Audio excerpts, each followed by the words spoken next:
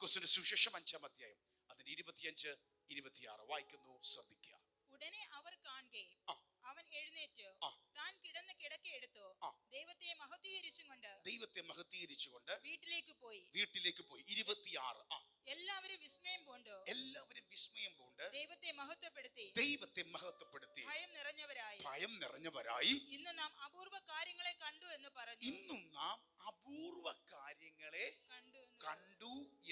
പറഞ്ഞു. We have seen amazing things today.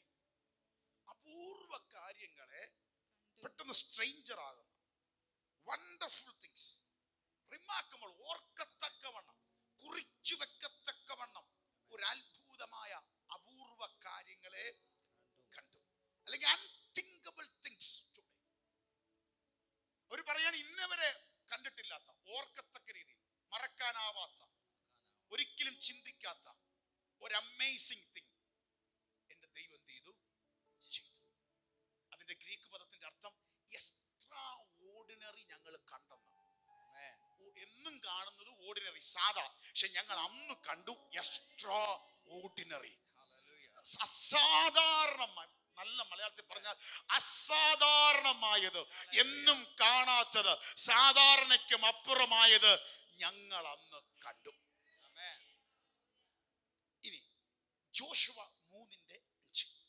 പിന്നെ യോശുവ ജനത്തോട് നിങ്ങളെ തന്നെ ശുദ്ധീകരിക്കുവിൻ. യോശുവ ജനത്തോട് പറയുന്നു, നിങ്ങളെ തന്നെ ശുദ്ധീകരിക്കുവിൻ. യഹോവ നാളെ നിങ്ങളുടെ ഇടയിൽ അതിശയം പ്രവർത്തിക്കും എന്ന് പറഞ്ഞു. യഹോവ നാളെ നിങ്ങളുടെ ഇടയിൽ, അവിടെ പറയുന്ന അമേസിംഗ് തിങ്, അതിശയം, വണ്ടേഴ്സ് നിങ്ങളുടെ ഇടയിൽ എന്ത് ചെയ്യും? അതിശയം പ്രവർത്തിക്കും. ഒരിടത്ത് പറയുന്നു, ഞങ്ങൾ ഇന്നേവരെ കണ്ടിട്ടില്ലാത്ത കാര്യം എന്ത് ചെയ്തു? കണ്ടു. ജോഷുവ പറയാണ്, നിങ്ങളെ തന്നെ ഒന്ന് ശുദ്ധീകരിപ്പിൻ, ഏൽപ്പിച്ചു കൊടുപ്പിൻ. എങ്കിൽ നാളെ ദൈവം ചെയ്യാൻ പോകുന്നത് വണ്ടർഫുൾ തിങ്സ് ആയിരിക്കും. നീ ഇന്നവരെ കണ്ടിട്ടില്ലാത്ത, ഓർക്കത്തക്ക രീതിയിലുള്ള, ഓർഡിനറി അല്ലാത്ത, എക്സ്ട്രാ ഓർഡിനറി എന്റെ ദൈവം നിനക്ക് വേണ്ടി എന്ത് ചെയ്യും? ഇന്ന് ഈ ദൂത് പറയുന്നത് അല്പസമയം മാത്രം ശുശ്രൂഷിച്ച് പ്രാർത്ഥിക്കാൻ പോവാ. നമ്മുടെ ജീവിതത്തിൽ നേരത്തെ കേട്ടതുപോലെ, ഞാൻ ആ വചനമായിട്ട് ലിങ്ക് ചെയ്യാം. നിനക്ക് പ്രിയമായുള്ളവർ വിടിവിക്കപ്പെടുന്ന പോലെ ദൈവത്തിന് പ്രിയമായവർക്ക് വേണ്ടി ദൈവം ഇതുവരെ കണ്ടിട്ടില്ലാത്ത, വണ്ടർഫുൾ ആയ, അമേസിംഗ് ആയ, ഓർക്കത്തക്കവണ്ണമുള്ള, എക്സ്ട്രാ ഓർഡിനറി ആയത് എന്റെ ദൈവം ചെയ്യും. വിശ്വസിക്കുന്നവരെന്ന് കരങ്ങൾ ഉയർത്തി ഉറക്കെ പറ, എന്റെ ദൈവം എനിക്കായി, എന്റെ കുടുംബത്തിനായി, എന്റെ തലമുറയ്ക്കായി, എന്റെ ഭാവിക്കായി, എന്റെ ശരീരത്തിനായി അസാധാരണമായത് ചെയ്യും.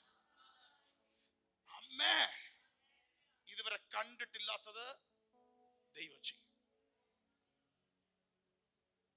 നമ്മൾ വായിച്ച വചനത്തിലേക്ക് വരുമ്പോ, ലൂക്കോസിന്റെ സുവിശേഷത്തിൽ നിന്ന് നമ്മൾ ശ്രദ്ധിച്ച് അതിന്റെ 5-ാം അധ്യായം അതിന്റെ 25 മുതലുള്ള വാക്യങ്ങൾ നമ്മൾ പരിശോധിക്കുമ്പോൾ അതിന്റെ പശ്ചാത്തലം തുടങ്ങുന്നത് ലൂക്കോസിന്റെ സുവിശേഷം 5-ാം അധ്യായം അതിന്റെ 18 തൊട്ടുള്ള വാക്യങ്ങൾ ഒന്ന് വായിച്ചു.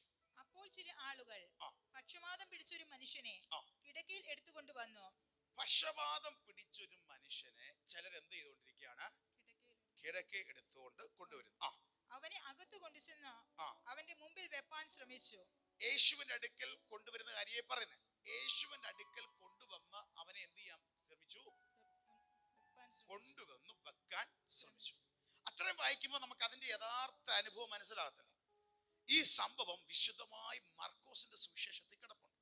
മർക്കോസിന്റെ സുവിശേഷം 2-ാം അധ്യായം അതിന് 1 മുതലുള്ള വാക്യങ്ങൾ ഒന്ന് വായിച്ചു. അപ്പോൾ ഈ സംഭവം എന്താണെന്ന് കുറച്ചും കൂടെ വ്യക്തമായിട്ട് നമ്മുടെ മനസ്സിൽ പതിയും, നമ്മുടെ ഹൃദയത്തിലൂട്ട് ഇറങ്ങും.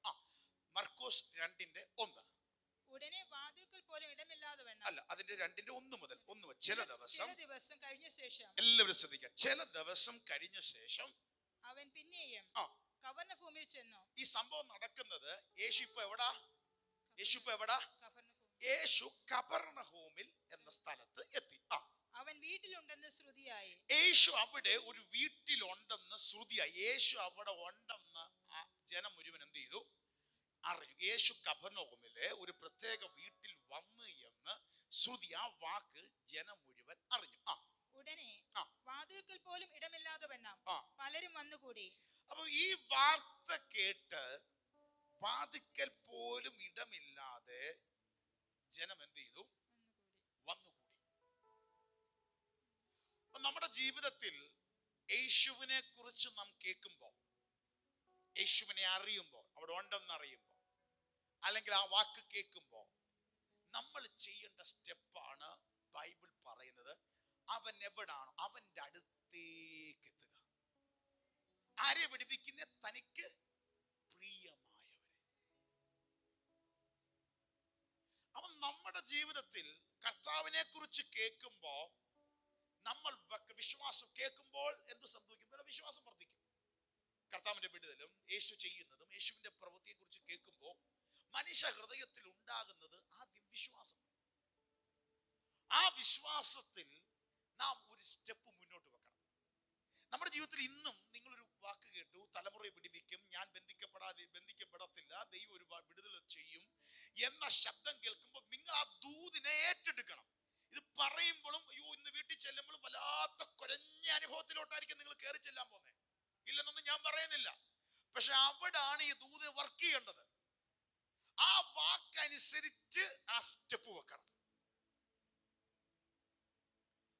അപ്പം യേശു ഉണ്ടെന്നറിഞ്ഞപ്പോൾ ജനസമൂഹം ആരുടെ അടുത്തേക്ക് വന്നു?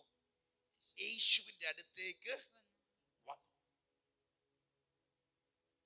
അപ്പൊ കേൾക്കുന്നതനുസരിച്ച് വെക്കുന്ന സ്റ്റെപ്പിലാണ് അത്ഭുതം നടക്കുന്നത്.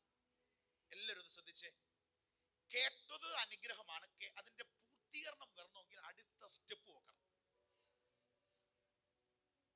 വിശ്വാസത്തിന്റെ അടുത്ത സംഭവം ഇത് ഏറ്റവും നമുക്കറിയാം. തിമായുടെ മകനായ ബർത്തിമ എന്ന് പറയുന്ന ഒരു കുരുടൻ, അവന്റെ ചരിത്രം പഠിക്കുമ്പോ അവൻ എവിടെ ഇരിക്കുക? വരിയരിയിരിക്കുക. ജോലി എന്തുവാ? ഫിഷ് യാചിക്കുക. കുരുടൻ. നോർമലി നമ്മളൊന്ന് ചിന്തിച്ചു നോക്കിയ, സാധാരണ നോർമൽ അവൻ മരിക്കുന്നവരെ എങ്ങനെയായിരിക്കും? പറ, മരിക്കുന്നവരെ എങ്ങനെയായിരിക്കും? ഫിഷ് യാച്, കണ്ണും കാണാതെ. അവൻ ആകെ കൂടി സന്തോഷം 10 പേരുടെ എണ്ണം കൂടണം. വല്ല പെരുന്നാളോ ഉത്സവോ ജനക്കൂട്ടോ ഫെസ്റ്റിവലോ വല്ല ഉണ്ടായാൽ കുറച്ച് എണ്ണം കൂടും. കുറച്ചും കൂടെ അന്ന് കിട്ടുന്ന എമൗണ്ട് എന്ത് ചെയ്യും? കൂടുതൽ കിട്ടും. അല്ലാത്ത ദിവസങ്ങളിൽ എങ്ങനെയും തട്ടിത്തൊട്ടിക്ക് ആഹാരത്തിന് വല്ലതും കിട്ടിയാൽ കിട്ടി, ഈ ലെവലിൽ പോകും. ഇതാണ് അവന്റെ ജീവിതം. എന്നും ആരവാരവും കേൾക്കുമ്പോൾ ചോദിക്കും എന്ത് പെരുന്നാളാണോ കാര്യം, അവന് മനസ്സിലാവും. ഭയങ്കര സന്തോഷം. പക്ഷേ ഒരു ദിവസം അവൻ ഫിഷ യാചിച്ചുകൊണ്ടിരിക്കുമ്പോൾ ഇതുവരെ കേൾക്കാത്ത ജനക്കൂട്ടത്തിന്റെ ശബ്ദവും ആരവാരവും ബഹളവും ഒക്കെ കേട്ടപ്പോൾ അവന് മനസ്സിലായി എന്തോ വ്യത്യസ്തമായതൊന്ന് ഞങ്ങളുടെ പട്ടണത്തിൽ നടക്കുന്നു. അവൻ ചോദിച്ച് അറിഞ്ഞത് എന്തുവാന്ന് ചോദിച്ചു.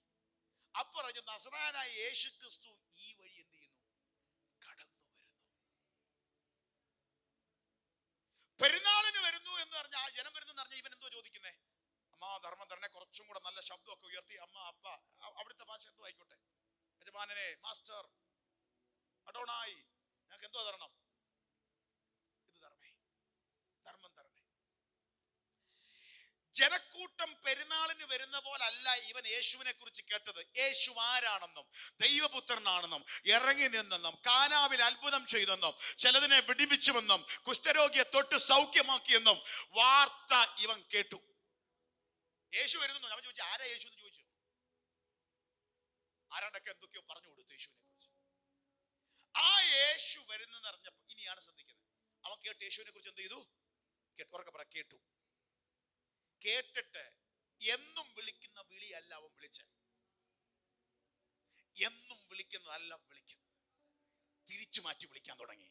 യേശുവേ, ദാവീദ് പുത്ര, എന്നോട് കരുണ തോന്നണേ. വിശ്വാസം കേറിയതിന്റെ സ്റ്റെപ്പ് അതാ. അയ്യോ എനിക്കൊന്നുമില്ല, എനിക്ക് തരണേ, എനിക്ക് തരണേ, എനിക്ക് തരണേ എന്ന് പറയുന്ന വിളി അങ്ങോട്ട് മാറി. അകത്ത് കയറിയ വിശ്വാസത്തിൽ വിളി അങ്ങോട്ട് മാറ്റി, സംസാരം മാറ്റി തുടങ്ങി. ഹല്ലേലൂയ. യേശുവേ, ദാവീദ് പുത്ര, എന്നോട് കരുണ തോന്നണമേ. ഞാൻ പറയാം, ഇന്ന് വീട്ടിലേക്ക് കയറി ചെല്ലുമ്പോൾ പല വിഷയത്തിലും വിടുതലില്ലാതിരിക്കുമ്പോഴും അയ്യോ അല്ലേലും എനിക്കറിയാം എല്ലാവർക്കും വിടുതൽ വന്നാലും എൻ്റെ വീട്ടിൽ കയറുമ്പോൾ ഇത് തന്നെ എൻ്റെ അവസ്ഥ എന്നല്ല പറയേണ്ടത്. എനിക്ക് പ്രിയമായവൻ വിടുവിക്കപ്പെടുമെങ്കിൽ ഈ ആണ്ട് തീരും മുമ്പേ എൻ്റെ കുടുംബം വിടുവിക്കപ്പെടും, എൻ്റെ തലമുറ വിടുവിക്കപ്പെടും. വിശ്വാസത്തിന്റെ വാക്ക് പുറത്തു വരട്ടെ.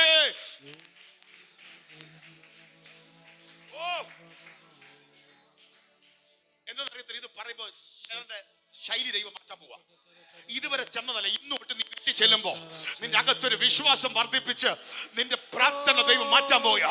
പുതിയ അനുഭവത്തെ നീ പ്രാർത്ഥിക്കാൻ പോയാ. അവൻ വിശ്വാസത്തിൽ സ്റ്റെപ്പ് വെച്ചു. യേശുവേ ദാവീദ് പുത്രാ, വരും വരിയായി ഒന്നും അറിയില്ല, വിളിച്ചു. കൂടെ മുമ്പേ പോയവരും ഒക്കെ പറഞ്ഞു മിണ്ടാതിരിക്കടാ എന്ന് പറഞ്ഞു. അവന്റെ വിളിയും അവന്റെ ബഹളവും ഒക്കെ കേട്ടപ്പോ ഒരു സാധാ പിച്ചക്കാരൻ കിടന്ന് വിളിക്കുന്ന പോലെ അവർക്ക് തോന്നിയേ. പക്ഷെ അവൻ വീണ്ടും നിലവിളിച്ചു. അതാ വിശ്വാസത്തിന്റെ പ്രവൃത്തി. അപ്പൊ അവനൊരു കാര്യം മനസ്സിലായി, ആരൊക്കെ തള്ളിയാലും ആരൊക്കെ ഉപേക്ഷിച്ചാലും ആരൊക്കെ അടങ്ങടാന്ന് പറഞ്ഞാലും ഞാൻ വിടത്തില്ല. ഞാൻ കേട്ടത് ഇവനെ കുറിച്ച് വേറെ ചിലതാ. അവൻ കരുണയുള്ളവൻ, അവൻ മനസ്സലിയവൻ, അവൻ ദീർഘക്ഷമയുള്ളവൻ. അവൻ കേട്ട് കാണും, കാനാവിന്റെ കല്യാണ വീട്ടിലെ കഥ കേട്ട് കാണും. നടക്കത്തില്ലെന്ന് പറഞ്ഞിട്ടും സമയമായില്ലെന്ന് പറഞ്ഞിട്ടും അവിടെ ഒരു അത്ഭുതം ചെയ്തെങ്കിൽ സത്യം പറഞ്ഞാൽ പറയാ, എന്റെ ഉള്ളിൽ ചിന്ത വരുന്ന ഹല്ലേലൂയ, ഈ മുമ്പേ നടന്ന മിണ്ടാതിരിടാന്ന് പറയും. ഈ മിണ്ടാതിരിടാന്ന് പറഞ്ഞപ്പോഴും ഇവന്റെ ഉള്ളിൽ കയറി വന്ന് എന്താണെന്നറിയാമോ, ഈ നടക്കത്തില്ലെന്ന് കാനാവി പറഞ്ഞത് ആദ്യം ഹല്ലേലൂയ സമയമല്ലോ. പക്ഷെ വീണ്ടും കർത്താവ് ചിലത് ചെയ്തെന്ന് അവന് മനസ്സിലായി. അതുകൊണ്ട് നീ എന്തോ വേണേലും പറഞ്ഞോ, ഹല്ലേലൂയ ഞാൻ വീണ്ടും വിളിക്കും. ഹല്ലേലൂയ. കഴിഞ്ഞ സെപ്റ്റംബറിൽ നീ കണ്ടില്ലേലോ, ഈ ഒക്ടോബർ ആയാലും നവംബർ ആയാലും ഡിസംബർ ആയാലും നീ ചിലത് കാണും.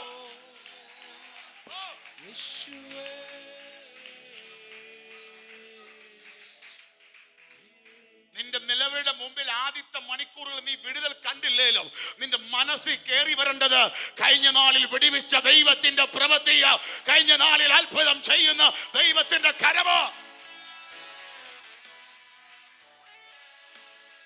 നമുക്കറിയാം.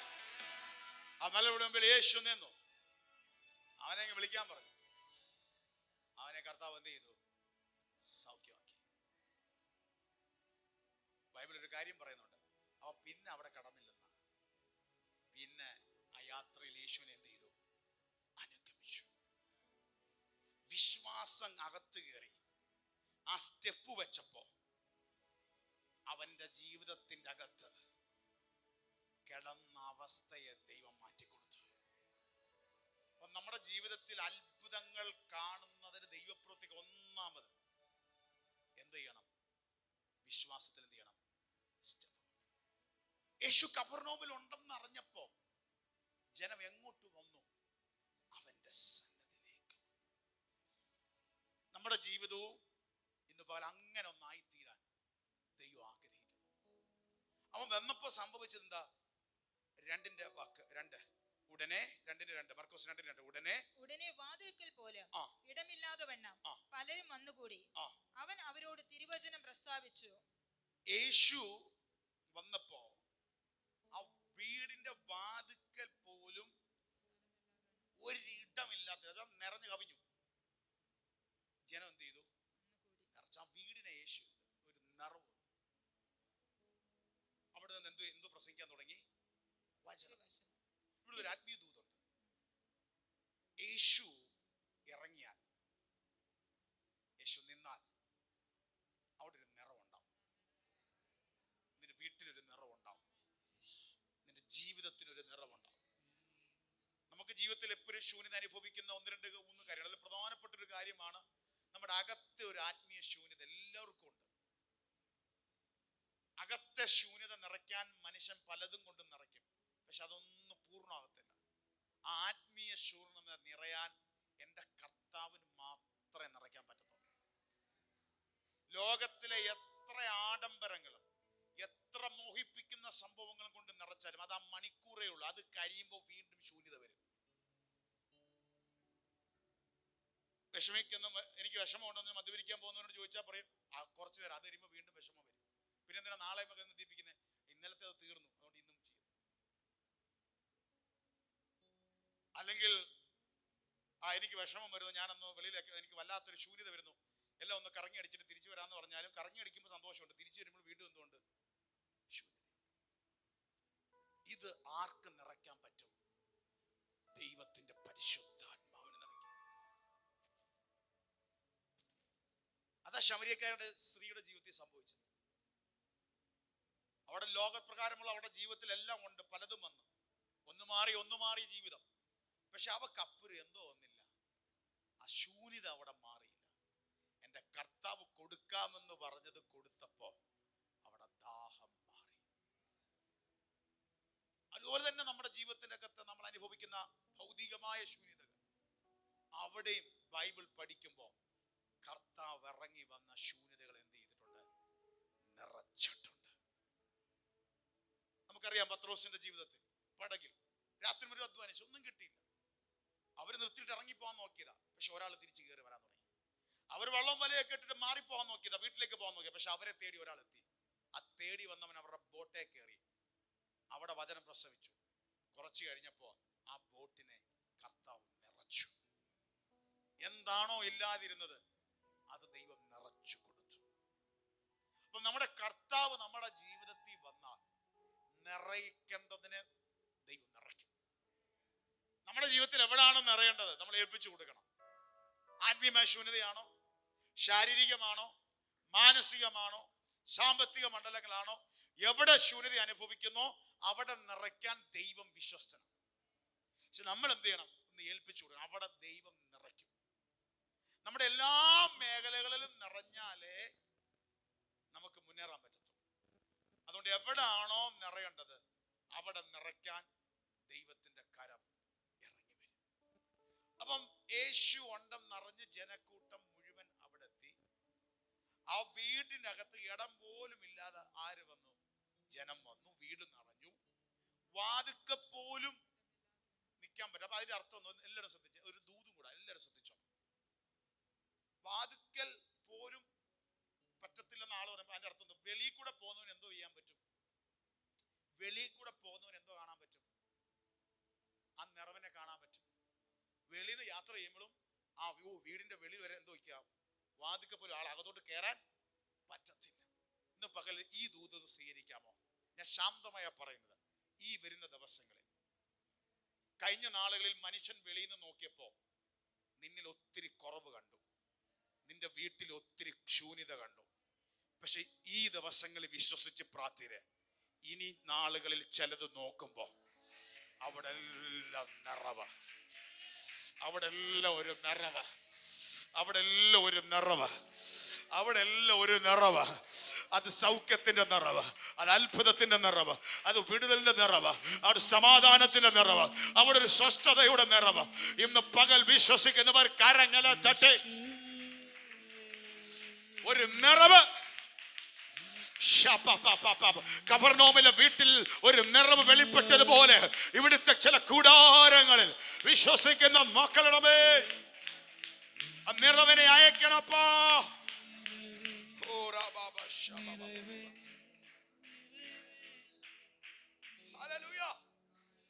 ഇനി അടുത്ത ശ്രദ്ധിച്ച് അടുത്ത വാക്യം വായിച്ചേ. 2 കഴിഞ്ഞ് 3-ാമത്തെ വാക്യം വായിച്ചേ.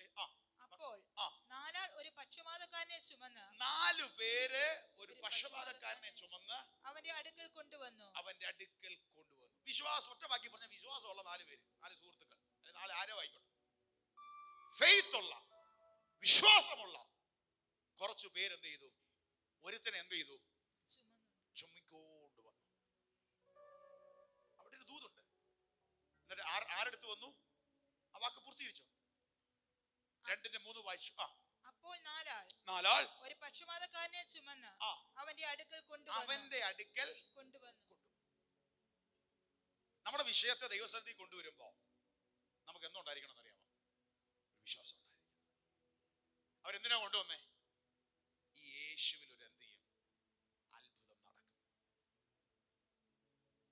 അപ്പൊ 4 പേര് ചുമന്നുകൊണ്ട് യേശുവിന്റെ അടുക്കൽ കൊണ്ടുവന്നു വിഷയം. അടുത്തത് മനോഹരമായ ഒരു വചനം. പുരുഷാരം നിമിത്തം അവനോട് സമീപിച്ചു കൂടായകയാൽ. പുരുഷാരം നിമിത്തം അവനോട് സമീപിച്ചു കൂടായകയാൽ. എല്ലാവരും ശ്രദ്ധിച്ചേ, ഒരു ആത്മീയ മർമ്മം പറയാം. വിശ്വാസത്തോടെ സ്റ്റെപ്പ് വെച്ച് മുന്നോട്ട് പോകുമ്പോ എപ്പോഴും സ്മൂത്ത് ആയിരിക്കണമെന്നില്ല. ചിലപ്പോ സ്മൂത്തായി കയറിപ്പോ. എന്നാൽ നല്ലൊരു ശതമാനം സമയത്തും വിശ്വാസത്തിൽ സ്റ്റെപ്പ് വെച്ച് മുന്നോട്ട് വരുമ്പോ തടസ്സങ്ങൾ ഉണ്ടാവും. അവരൊക്കെ പറ തടസ്സങ്ങൾ ഉണ്ടാവും. പക്ഷെ അത് നമുക്കൊരു വിശ്വാസത്തിൽ സ്റ്റെപ്പ് വെച്ചവന് അതൊരു വിഷയമല്ല. വളരെ കഷ്ടപ്പെട്ട് ചുമ്മിക്കൊണ്ട് വന്നതല്ലേ, യേശുവിന് അടുക്ക് കൊണ്ടുവരാൻ വന്നതല്ലേ. പക്ഷെ പുരുഷാര നിമിത്തം അവർക്ക് എന്ത് ചെയ്യാൻ പറ്റില്ല, കേറാൻ പറ്റി. ബൈബിളിലൂടെ നീളം നോക്കിയാൽ മതി, ഈ ഒരു അനുഭവം കാണാം ഒത്തിരി പേരുടെ ജീവിതത്തിൽ.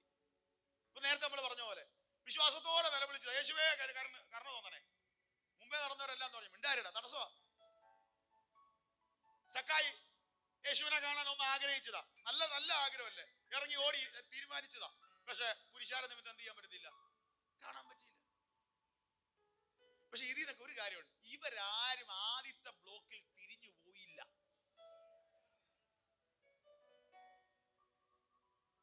വിശ്വസിച്ചിട്ട് സ്റ്റെപ്പ് വെക്കുമ്പോ മനസ്സിലാക്കണം, ബ്ലോക്ക് ഒന്ന് മനസ്സിലാക്കണം, നിന്റെ വിടുതൽ ഏറ്റവും അടുത്തു.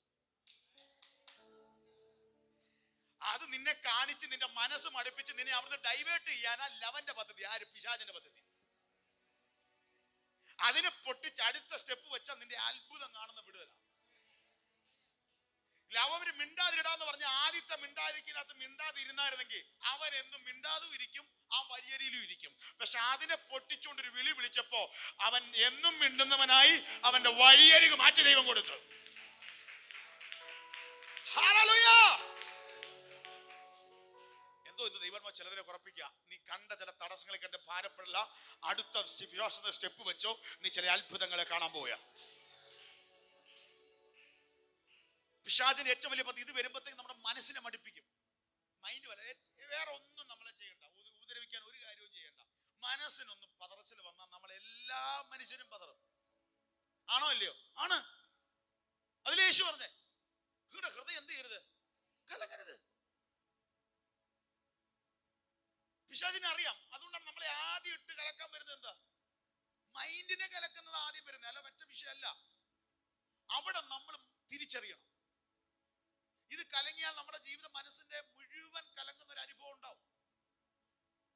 അപ്പൊ അവിടെ നമ്മൾ ശ്രദ്ധിക്കേണ്ട ഒരു കാര്യം ഇതാ, ഹൃദയം കലങ്ങരുത്. പെട്ടെന്ന് വരുമ്പോ മൈൻഡ് പതറും. നല്ല രീതിയിൽ ദൈവത്തിന് നിന്ന മനുഷ്യനല്ലേ ഏലിയാവ്, ദൈവത്തിന്റെ ദൂത് കിട്ടിയതല്ലേ, ഓഡിബിൾ വോയിസ്. അങ്ങനെ ആ ലെവൽ ആലോചിച്ച് നോക്ക്. മനുഷ്യൻ സംസാരിക്കുന്ന പോലെ ദൈവശബ്ദം കേൾക്കുന്നു, അത് കണ്ടിട്ട് രാജാവിന്റെ മുമ്പിൽ പറയുന്നത് അതുപോലെ സംഭവിക്കുന്നു.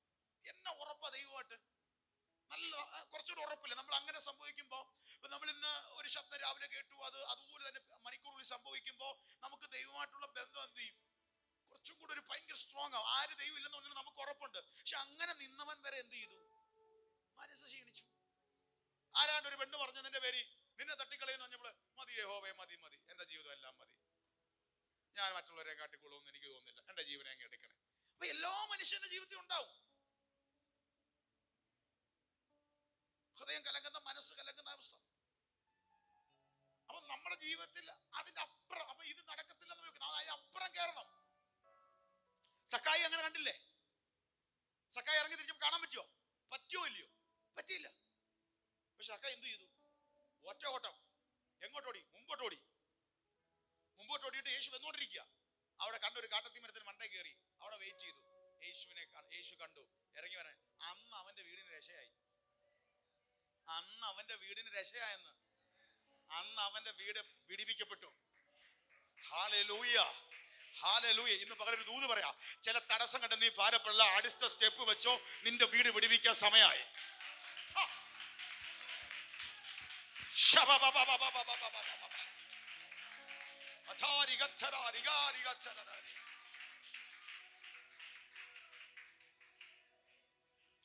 ഇത് പറയുമ്പോഴും എന്തോ ആരോടൊക്കെ പറയുന്നു, നിങ്ങളുടെ എന്തോ ചില നാളുകളായി പ്രാർത്ഥിച്ചത്, പ്രിയമായവരായി പ്രാർത്ഥിച്ചത്, അതിന്റെയൊക്കെ വിടുതലിന്റെ ഏറ്റവും അടുത്തോ വന്നുകൊണ്ടിരിക്കുക.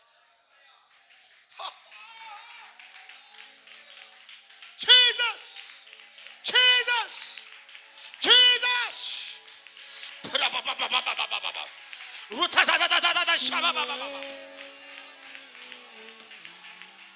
Very nearest, very nearest, very nearest. നീ ഭാരപ്പെടല്ലേ, നീ പതറല്ലേ. അടുത്തെത്തി അടുത്തെത്തി അടുത്തെത്തി.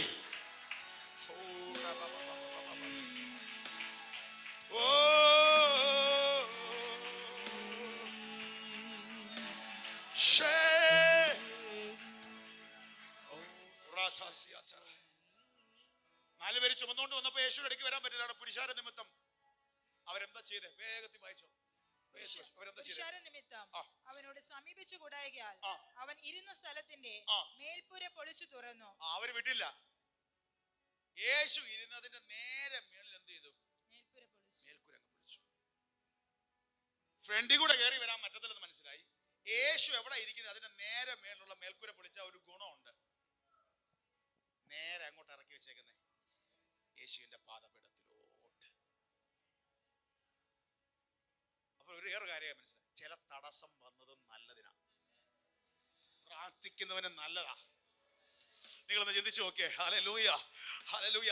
ഇത് ആദ്യം കുഴപ്പമില്ലായിരുന്നെങ്കിൽ തിരക്കി ഇച്ചിരി സ്ഥലം കിട്ടി അവനെ തള്ളി മാറ്റി ഇവനെ തള്ളി മാറ്റി യേശു പ്രസംഗിക്കുന്നതിന്റെ അടുത്ത് അകത്തെ റൂമിൽ വരണമായിരുന്നു. Hallelujah hallelujah. ആദ്യമൊക്കെ ചില വാതിൽ തുറക്കുമ്പോൾ ചിലപ്പോൾ അങ്ങനെ തോന്നും, അയ്യോ നല്ല സ്തോത്രം. പക്ഷെ പലപ്പോഴും ആദ്യം തുറക്കുന്ന വാതിലിന്റെ അകത്ത് ഇച്ചിരി ബുദ്ധിമുട്ടാക്കി അവനെ തള്ളി മാറ്റി ഇവനെ തള്ളി മാറ്റി.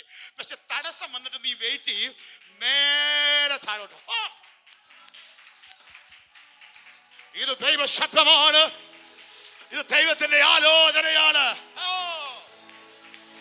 എന്തോ ചിലരുടെ വിഷയം ഇതുപോലെ തടസ്സം വന്ന ചില വിഷയങ്ങൾ യേശുവിന്റെ നാമത്തിൽ കർത്താവിന്റെ മുമ്പിലേക്ക് ഇറക്കി വെച്ച്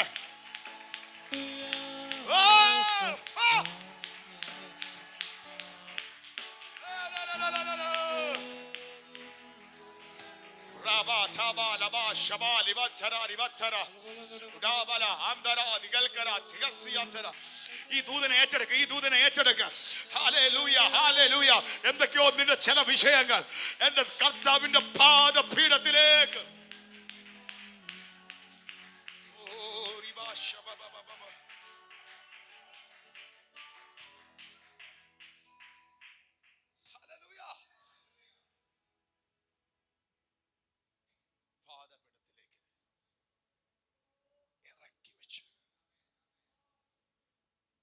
തടസ്സങ്ങൾ കണ്ട് ഭാരപ്പെടരുത്. നിനക്ക് ഡയറക്റ്റ് ഇറക്കി വെക്കാൻ ദൈവം ഒരു അവസരം വരികയാണ്. ചിലപ്പോ ആദ്യം വരവിനെങ്കിൽ ഇവര് 4 പേരും കൂടെ പശുപാതക്കാരനെ കൊണ്ടുവന്നായിരുന്നെങ്കിൽ യേശു വചനം പ്രസംഗിച്ച് തീരുന്നവരെ വെയിറ്റ് ചെയ്യണമായിരുന്നു. ഫ്രണ്ടിൽ നിൽക്കുന്നവർക്കെല്ലാം പ്രാർത്ഥിച്ചു കഴിഞ്ഞിട്ട് വേണം ഇവനെ എന്ത് ചെയ്യാൻ, പ്രാർത്ഥിക്കാൻ. നിങ്ങൾ ചിന്തിച്ചു നോക്കേ. പക്ഷേ നീ കണ്ട ചില തടസ്സങ്ങൾ ചിലത് തുറക്കാൻ സമയമായി. നിന്റെ മുമ്പിലേക്ക് ചിലത് ഇറങ്ങി വരും.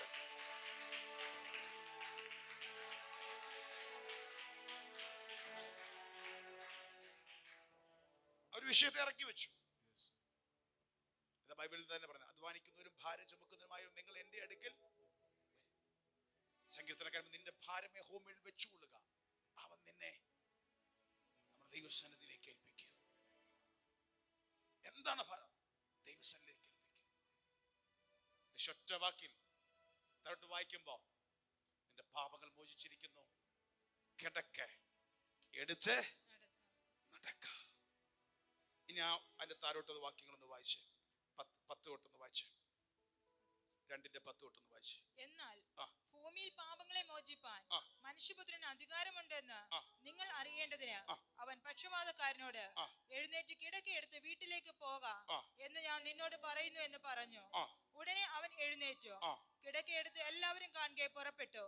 അതുകൊണ്ട് എല്ലാവരും വിസ്മയിച്ചു. ഇങ്ങനെ ഒരു നാളും കണ്ടിട്ടില്ല എന്ന് പറഞ്ഞു ദൈവത്തെ മഹത്വപ്പെടുത്തി. അമേസിംഗ് മിറക്കിൾ ദൈവം ചെയ്തു. ഇങ്ങനെ ഒരു നാളും കണ്ടിട്ടില്ല എന്ന് പറഞ്ഞ് ദൈവത്തെ എന്ത് ചെയ്തു? മഹത്വപ്പെടുത്തി. നമ്മുടെ ജീവിതത്തിൽ ദൈവം അത് ചെയ്യാൻ വിശ്വസ്തനാണ്. ബൈബിളിലുടനീളം പരിശോധിക്കുമ്പോൾ ഇതുപോലെ അമേസിംഗ് മിറക്കിൾ, ഞെട്ടിക്കുന്ന വിടുതൽ, അപൂർവ കാര്യങ്ങളെ കാണുന്ന രീതിയിൽ കർത്താവ് അനേകരുടെ ജീവിതത്തിന്റെ അകത്ത് ചെയ്തിട്ടുണ്ട്. പലരുടെ ജീവിതത്തിൽ യേശു എന്ത് ചെയ്തു? അത്ഭുതം ചെയ്തു. വിസ്മയിക്കുന്ന രീതിയിൽ കർത്താവ് അത്ഭുതം. വായിച്ച രണ്ടാമത്തെ വചന ഭാഗത്തേക്ക് ഒന്ന് വരാൻ പോവുക. നമ്മൾ വായിച്ച ജോഷുവ 3:5. ആ വാക്കൊന്നുകൂടെ വായിച്ച ജോഷുവ 3:5 ഒന്ന് വായിച്ചു. പിന്നെ യോശുവ ജനത്തോട് നിങ്ങളെ തന്നെ ശുദ്ധീകരിപ്പീൻ, യഹോവ നാളെ നിങ്ങളുടെ ഇടയിൽ അതിശയം പ്രവർത്തിക്കുമെന്ന് പറഞ്ഞു. ജോഷുവ ജനത്തോട് പറയുകയാണ്, നിങ്ങളെ തന്നെ എന്ത് ചെയ്യുക? ഒന്ന് ശുദ്ധീകരിപ്പീൻ. നാളെ യഹോവ നിങ്ങളുടെ മധ്യത്തിൽ എന്ത് ചെയ്യും? അതിശയം പ്രവർത്തിക്കും. ഇനി ശ്രദ്ധിച്ച ഈ സംഭവം എന്താണെന്നറിയാമോ? ദൈവത്തിന്റെ ജനം വാഗ്ദത്ത നാട്ടിലേക്ക്, കനാനിലേക്ക് ഇറങ്ങി തിരിച്ച യാത്ര. കഴിഞ്ഞ നാളുകളിൽ ഒത്തിരി പ്രതിസന്ധി വന്നു. അവിടെല്ലാം വിടുതലും കരുതലിന് വേണ്ടെടുത്ത് കരുതലും അനുഭവിച്ചു. ഇപ്പോൾ ഈ നിമിഷം വന്നു നിൽക്കുന്നത് യോർദാന്റെ തീരത്ത് വന്ന് നിൽക്കുകയാണ്. അവർക്ക് മുന്നോട്ട് പോകേണ്ട വാഗ്ദത്ത നാട്ടിലേക്ക് എത്തുന്നതിന് മുമ്പുള്ള യോർദാൻ നദി. യോർദാൻ വന്ന് നിൽക്കുമ്പോ നല്ല ഒഴുക്കുള്ള നദി. ആ സമയത്ത് എന്ത് ചെയ്യും? കരകവിഞ്ഞൊഴുകുന്ന, കൊയ്ത്തുകാലത്ത് കരകവിഞ്ഞൊഴുകുന്ന നദി. അപ്പൊ നോർമലി ഒരാൾക്ക് നടന്ന് എന്ത് ചെയ്യാൻ പറ്റത്തില്ല? മറുകര പോകാൻ പറ്റത്തില്ല. അപ്പോഴാണ് ജോഷുവ പറയുകയാണ്, നിങ്ങളെ തന്നെ എന്ത് ചെയ്യുക? ശുദ്ധീകരിക്കുക. നാളെ നിങ്ങളുടെ മധ്യത്തിൽ ദൈവം എന്ത് ചെയ്യും? അതിശയം പ്രവർത്തിക്കും. അപ്പൊ ഒരു സൈഡിൽ നമ്മൾ കണ്ടു, ദൈവത്തിന്റെ സന്നിധിയിലേക്ക് വിശ്വാസത്തോടെ വന്ന് അവന്റെ മുമ്പിൽ ഇറക്കി വെച്ചപ്പോൾ അതിശയിക്കുന്ന വിടുതൽ എന്ത് ചെയ്തു? കണ്ടു. ഇവിടെ വേറൊരു ഭാഗം പറയുകയാണ്, നമ്മെ തന്നെ ദൈവസന്നിധിയിലേക്ക് ഒന്ന് സമർപ്പിച്ച് ഒന്ന് ശുദ്ധീകരിപ്പീൻ. നാളെ നിങ്ങളുടെ മധ്യത്തിൽ ദൈവം എന്ത് ചെയ്യും? അത്ഭുതം, അതിശയം ചെയ്യും. അപ്പം നമ്മുടെ ജീവിതത്തിൽ ദൈവസന്നിധിയിലേക്ക് വന്ന് നമ്മെ തന്നെ ഒന്ന് ഏൽപ്പിച്ചു കൊടുക്കുന്ന ശുദ്ധി. ചില വിഷയത്തിന് താമസം വരുന്നത് എന്തിനാണെന്നറിയാമോ? നമ്മെ ഒന്ന് പ്രാർത്ഥിപ്പിക്കുക. ദൈവം നമ്മെ ഒന്ന് ഒരുക്കുകയാണ്. നമ്മുടെ വിശ്വാസം വർദ്ധിക്കണം, സത്യത്തിൽ നമ്മുടെ ഫെയ്ത്ത് വർദ്ധിക്കണം, നമ്മളുള്ള ദൈവത്തിന്റെ ആശ്രയത്തെ വർദ്ധിപ്പിക്കാം. ഇച്ചിരി നേരം പ്രാർത്ഥിച്ചിട്ട് വിടുതൽ കിട്ടുമ്പോ എന്നാ ടേസ്റ്റാ അല്ലേ? ഉറപ്പുണ്ട്, ദൈവം ഒത്തിരി വേദനപ്പെട്ടു, എങ്കിലും ദൈവം ഒരു അത്ഭുതം ചെയ്തു. അത് നിങ്ങൾക്ക് എന്തോ നാളെ ഒരു വിഷയം വന്നാൽ വീണ്ടും പ്രാർത്ഥിക്കാൻ തോന്നും. കാരണം പ്രാർത്ഥിച്ചതിന്റെ അനുഭവം നിങ്ങൾക്കുണ്ട്. ദൈവത്തിനോടുള്ള നമ്മുടെ ദൈവം നമ്മുടെ എല്ലാ വിഷയവും അറിയാം. നാം ചോദിക്കുന്നതിന് മുമ്പേ ദൈവത്തിന് അറിയാം. ഇല്ലെന്നല്ല ഞാൻ പറഞ്ഞത്, എല്ലാം അറിയാം. സ്വർഗത്തിലെ അപ്പനാ. നമ്മുടെ വിഷയം നമ്മൾ അറിയുന്നതിനേക്കാൾ ദൈവത്തിന് അറിയാം. നമുക്ക് എങ്ങനെ നന്നായിട്ട് നടക്കണമെന്ന് ചിന്തിക്കുന്നതിനേക്കാൾ ദൈവത്തിന് എന്തറിയാം? ദൈവം തീരുമാനിച്ചേക്കും. പക്ഷെ ഇത് ദൈവമായിട്ടുള്ള ഒരു ആശ്രയത്തെ, കമ്മ്യൂണിക്കേഷനെ കാണിക്കുകയാണ്. അതാണ് നമ്മൾ ഡെവലപ്പ് ചെയ്യുന്നത്. നമ്മളുള്ള ദൈവത്തെ വിശ്വാസത്തെ കാണിക്കുക, പരിപൂർണമായ ആശ്രയത്തെ ആ പ്രാർത്ഥനയിൽ കൂടെ കാണിക്കുക. അപ്പൊ ജോഷുവ പറയാണ്, നമ്മെ തന്നെ എന്ത് ചെയ്യുക? ഇന്നൊരു തീരുമാനം. നമ്മുടെ ജീവിതത്തിൽ ദൈവപ്രവൃത്തിക്ക് തടസ്സമായി നിൽക്കുന്നത് എവിടേക്കോ ഒരു ശുദ്ധീകരണം നമ്മുടെ ജീവിതത്തിൽ ആവശ്യമുണ്ട്. ചിലപ്പോൾ നമ്മുടെ പ്രവൃത്തിയാവാം, നമ്മുടെ വാക്കുകളാകാം, നമ്മുടെ ജീവിത ശൈലികളാകാം, ജീവിത രീതികളാകാം.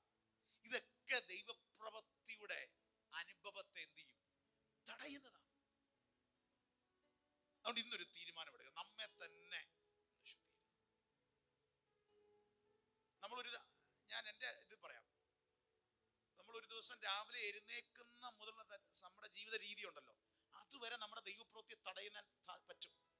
അലക്ഷ്യമായ ജീവിതാനുഭവങ്ങൾ, അലക്ഷ്യമായ ജീവിത രീതികൾ, ഇതെല്ലാം നമ്മുടെ മുമ്പിൽ, നമ്മുടെ ജീവിതത്തിൽ ദൈവത്തിന്റെ പ്രവൃത്തിയെ നമുക്ക് എന്ത് ചെയ്യാൻ പറ്റും? തടയുന്ന അനുഭവം ഉണ്ടോ? അതുകൊണ്ട് നമ്മെ തന്നെ ഈ പരിശുദ്ധ, നിങ്ങൾ ദൈവത്തിന്റെ പ്രിയമായവരാ. നിങ്ങൾ വിടുവിക്കപ്പെടാൻ ദൈവം ആഗ്രഹിക്കുന്നു. ദൈവം വരും ദിവസങ്ങളിൽ ഒരു അത്ഭുതത്തെ നിന്റെ കൺമുമ്പിൽ കാണിക്കും. ഉറപ്പാ. നമുക്ക് നമ്മെ തന്നെ ഒന്ന് ശുദ്ധീകരിച്ചേൽപ്പിച്ചു കൊടുക്കാം. ഇന്ന് നിങ്ങൾ ഒരു റെഡിയാകുക, മൈൻഡ് റെഡിയാകുക. വിടുതൽ ദൈവം ചെയ്യും, പക്ഷെ നമ്മെ തന്നെ ശുദ്ധീകരിക്കും. അപ്പം ജനത്തെ മുഴുവൻ ശുദ്ധീകരിച്ചു. അവരെ ആ വിശ്വാസവും ദൈവത്തോടുള്ള മറുതലിപ്പും ഇതെല്ലാം ഒന്ന് മാറ്റി, വിശ്വാസക്കുറവും ഒക്കെ മാറ്റി ഒന്ന് ദൈവസന്നിധിയിൽ. അതാ സത്യം. യഥാർത്ഥത്തിൽ ഫാസ്റ്റിംഗ് എന്ന് പറയുമ്പോൾ അതാ, ഒന്ന് ദൈവസന്നിധി ഇരിക്കുമ്പോൾ സത്യം പറഞ്ഞാൽ നമ്മളൊന്ന് ക്രമീകരിച്ച് റെഡിയാവാൻ. ഭക്ഷണം ഇരുന്നുകൊണ്ട് മാത്രമല്ല. അതിന് ഞാൻ എപ്പോഴും പറയണം, അതിന്റെ പേരെന്താണ്? ഈ ഭക്ഷണം മാത്രം ഉപേക്ഷിച്ചിരിക്കുന്നതിന്റെ പേരെന്തുവാ? ഒന്നുകൂടെ പറഞ്ഞു, ഉറക്കെ പറഞ്ഞോ, ഒരവസരം തരാം. ഒരാൾ പറഞ്ഞു, സെക്രട്ടേറിയറ്റിന് മുമ്പിൽ ഇരിപ്പുണ്ട്, എന്തുവാ പേരെന്തുവാ? നിരാഹാരം. നമ്മളെയൊക്കെ സൂപ്പറായിട്ട് അവർ ചെയ്യുന്നുണ്ട്.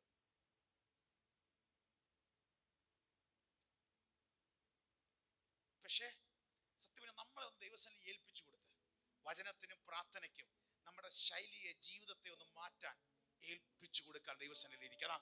നിങ്ങളെ തന്നെ ഇന്നൊന്ന് ശുദ്ധീകരിക്കുക. എന്നിട്ട് ജോഷുവയ്ക്ക് പറയാനുള്ളത്, നിന്നെ വിളിച്ചിറക്കിയവൻ അതിശയത്തെ നിന്റെ മുമ്പിൽ കാണിക്കുക.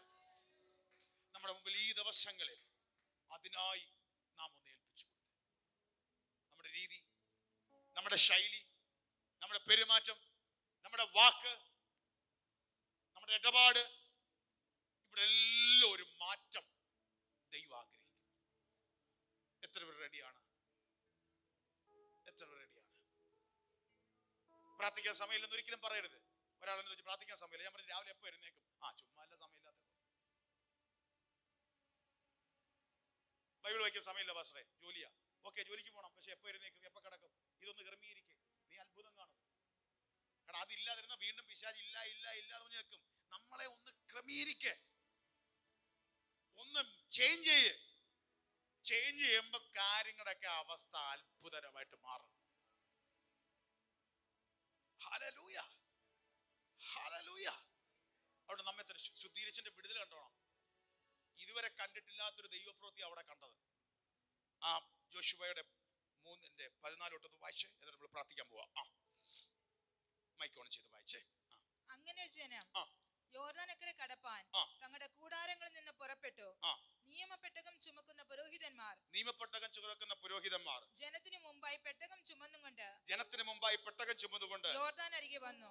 പുരോഹിതന്മാർ പെട്ടകം ചുമന്നുകൊണ്ട് യോർദാൻ അരികെ വന്നു. അടുത്തത്, കൊയ്ത്ത് കാലത്തൊക്കെയും യോർദാൻ തീരമെല്ലാം കവിഞ്ഞൊഴുകും. അപ്പൊ അതിന്റെ അർത്ഥം ആ സമയം എന്തിന്റെ സമയമായിരുന്നു? കൊയ്ത്തിന്റെ കാലമായി. യോർദാൻ തീരം വരെ കവിഞ്ഞൊഴുകുന്ന യോർദാന്റെ ഒഴുക്ക്. പെട്ടകം ചുമക്കുന്ന പുരോഹിതന്മാരുടെ കാൽ വെള്ളത്തിന്റെ വക്കത്ത് മുങ്ങിയപ്പോൾ മേൽ വെള്ളത്തിന്റെ ഒഴുക്ക് നിന്നു. ചെങ്കട കടന്നു പോലല്ല കാണുന്നത്. അവിടെ രണ്ട് കാറ്റൊക്കെ ദൈവം കാറ്റൊക്കെ അടിപ്പിച്ച് രണ്ടാട്ടൊക്കെ മാറ്റി. എപ്പോഴും ദൈവത്തിന്റെ കാറ്റടിക്കുന്ന അനുഭവം കാണണമെന്നില്ല. ഇവിടെ ഇവരുടെ കാൽ അങ്ങോട്ട് വെച്ചപ്പോഴത്തേക്ക് സംഭവിക്കുന്ന കരകവിഞ്ഞൊഴുകുന്ന യോർദാന്റെ മേൽവെള്ളത്തിന്റെ ഒഴുക്ക് നിന്നെന്ന്. ഹല്ലേലൂയ. ഇന്ന് നീ വിശ്വാസത്തോടെ സ്റ്റെപ്പ് വെക്കാൻ തയ്യാറായാൽ ഇതുവരെ കാണാത്ത ചില അത്ഭുതങ്ങൾ കൊയ്ത്തുകാലത്തൊരിക്കലും മേൽവെള്ളത്തിന്റെ ഒഴുക്ക് നിൽക്കാൻ പറ്റത്തില്ല. കുത്തി ഒലിച്ചു വരുന്ന മേൽവെള്ളത്തിന്റെ ഒഴുക്കിന് നിന്റെ കാല് തൊട്ടപ്പോൾ നിർത്താൻ സാധിച്ചെങ്കിൽ ചില മേൽവെള്ളത്തിന്റെ ഒഴുക്കുകൾ പോലെ നിനക്കും നിന്റെ കുടുംബത്തിന് മീതെ ഒഴുകി വരുന്നതിനെ നിർത്തും ദൈവം. ഹല്ലേലൂയ. ചില മേൽവെള്ളത്തിന്റെ ഒഴുക്ക് പോലെ നിനക്കെതിരെ, നിന്റെ കൂടാരത്തിനെതിരെ, നിന്റെ ശരീരത്തിനെതിരെ, നിന്റെ ആരോഗ്യത്തിനെതിരെ, നിന്റെ നന്മക്കെതിരെ, തലമുറക്കെതിരെ, ഭാവിക്കെതിരെ ആഞ്ഞൊഴുകുന്ന കരകവിയുന്ന ചില പോരാട്ടങ്ങളെ എന്റെ ദൈവത്താൽ സ്റ്റെപ്പ് വെച്ചോ, അത് സ്റ്റോപ്പ് ആവും.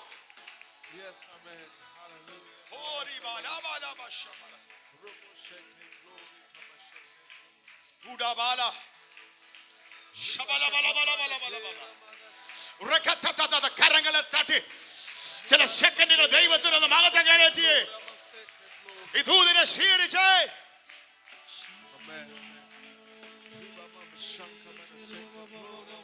ചിലത് ശുദ്ധീകരിക്കുക, ചിലത് ശുദ്ധീകരിക്കുക, ചിലത് ശുദ്ധീകരിക്കുക, ചിലത് ശുദ്ധീകരിക്കുക, ചിലത് ശുദ്ധീകരിക്കുക. നീ ഒരു അത്ഭുതം കാണാൻ പോവാ. എക്സ്ട്രാ ഓർഡിനറി, അപൂർവ കാര്യങ്ങൾ, അമേസിംഗ് തിങ്.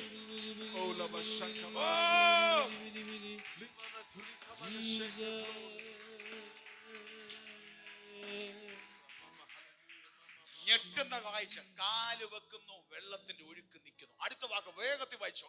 സാരദിന് സമീപത്തുള്ള ആദാം പട്ടണത്തിനരികെ ബഹുദൂരത്തോളം ചിറ പോലെ പൊങ്ങി. വെള്ളം ചിറ പോലെ പൊങ്ങി. അരാബയിലെ കടലായ ഉപ്പ് കടലിലേക്ക് ഒഴുകിയ വെള്ളം വാർന്നുപോയി. ഉപ്പ് കടലിലേക്ക് കൺമുമ്പിൽ പിന്നീട് നോക്കുമ്പോ കാണത്തില്ല. കരകവിഞ്ഞൊഴുകുന്നതിനെ വറ്റിച്ചു മാറ്റാൻ ദൈവം വിശ്വസ്തനാണ്. സത്യം പറഞ്ഞാൽ അതിൽ ഓരോ വാക്കും എടുത്ത് പ്രസംഗിക്കേണ്ടതാ. വായിച്ചോ. ജനം യെരിഹോവിന് നേരെ മറുകര കടന്നു. യഹോവയുടെ നിയമപ്പെട്ടകം ചുമക്കുന്ന പുരോഹിതന്മാർ യോർദാന്റെ നടുവിൽ ഉണങ്ങിയ നിലത്ത് ഉറച്ചു നിന്നു. ഇസ്രായേൽ ജനമൊക്കെയും യോർദാൻ കടന്നു തീരുവോളം ഉണങ്ങിയ നിലത്തുകൂടി തന്നെ നടന്നുപോയി. ഈ വെള്ളം ഇപ്പൊ എന്തുവായി? വെള്ളത്തിന് അടിഭാഗം എന്തുവായി? ഉണങ്ങിയ നിലം. അതാണ് സാധാരണ വെള്ളം പറ്റുമ്പോ അടിയിൽ എന്തോ കാണുന്നേ? ചെളി മൂടിയ സംഭവം.